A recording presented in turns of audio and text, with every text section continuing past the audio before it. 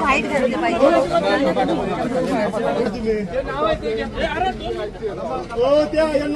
दादा काय पांढरी टोपी ना रामभाऊ गावावर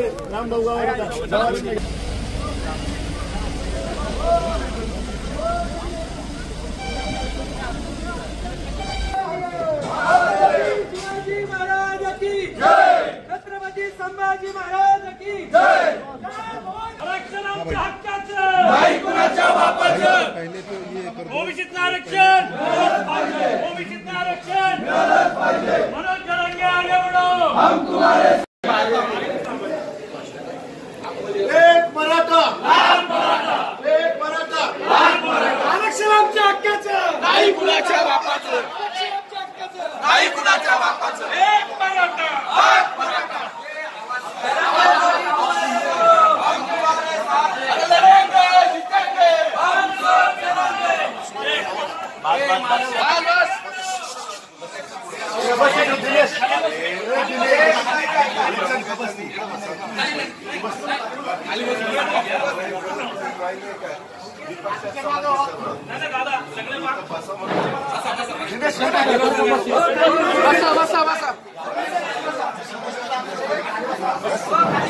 बोलना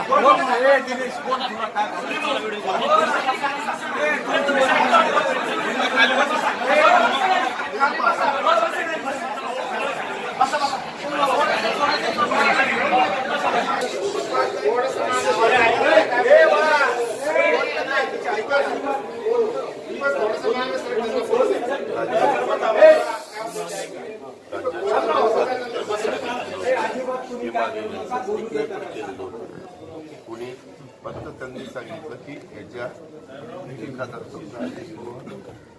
दगड मारताना आणि काहीतरी फुटतंय म्हणजे एसटी किंवा पुढचं दुकान वगैरे ते कॅमेऱ्यामध्ये काही झालं तर ते मात्र होणार नाही, परंतु ज्यांनी आता जसं आलं आंदोलन केलं तशा पद्धतीनं ते झाले पाहिजे तर ते हे आणि मावळ तालुक्यामध्ये पण आम्ही जे एक्सप्रेस हायवे शांततेच्या मार्गाने अडवले गेले त्याचे जे काही गुन्हे दाखल झालेले होते ना तेही लोकांवरचे गुन्हे मागे घेतले नाही ते एका ह्याच्यामध्ये आपला ह्याला मावळ तालुक्यातले गुन्हे तुम्ही पोलीस निरीक्षक आहे दादा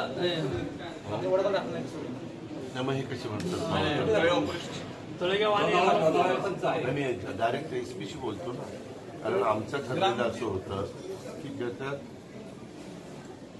सार्वजनिक मालमत्तेचं कोणाचं नुकसान झालेलं नाही, जाळल्यामुळं हिंसक ते सोडून बाकी सगळे नुसते यादीवर रस्त्यावर असला तर ते सगळे मागे घ्यायचे असं ठरले। स्वतः मुख्यमंत्र्यांनीच कबूल केलं।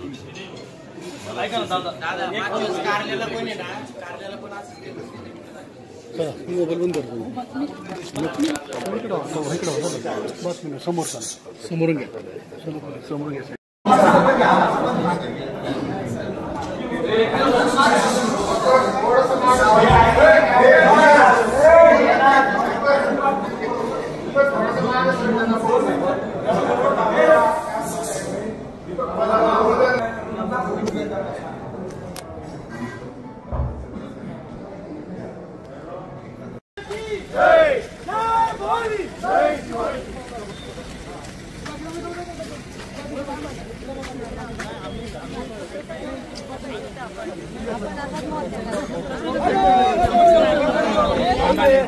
व्हाईट घातले पाहिजे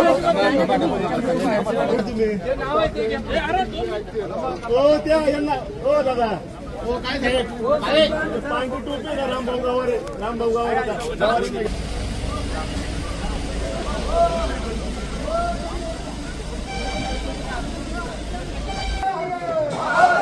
शिवाजी महाराज की जय, छत्रपती संभाजी महाराज की जय। आरक्षण आमच्या हक्काचं, नाही कुणाच्या बापाचं। ओबीसीचं आरक्षण मिळालंच पाहिजे, ओबीसीचं आरक्षण मिळालंच पाहिजे। मनोज जरांगे आगे बढ़ो, हम तुम्हारे एक मराठा लाल मराठा, एक मराठा लाल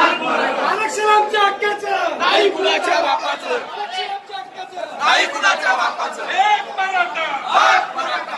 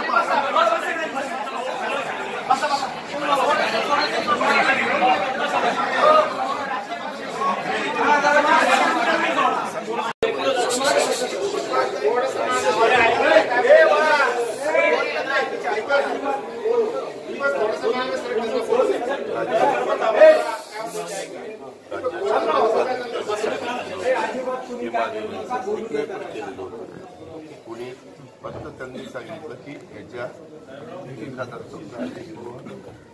दगड मारताना आणि काहीतरी फुटतंय म्हणजे एसटी किंवा पुढचं दुकान वगैरे ते कॅमेऱ्यामध्ये करीत झालं तर ते मात्र होणार नाही. परंतु ज्यांनी आता जसं आलं आंदोलन केलं तशा पद्धतीनं ते झाले पाहिजे.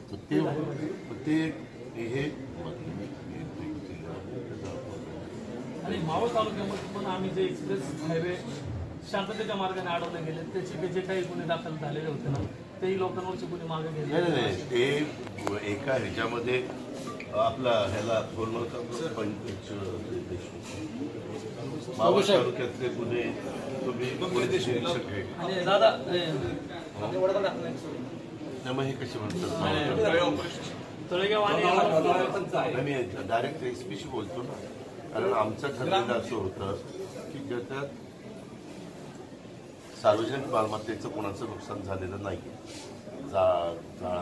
जाळ्या हिंसक ते सोडून बाकी सगळे नुसते यादीवर रस्ता अडवलेला असला तर ते सगळे मागे घ्यायचे असं ठरले. स्वतः मुख्यमंत्र्यांनीच कबूल केलं.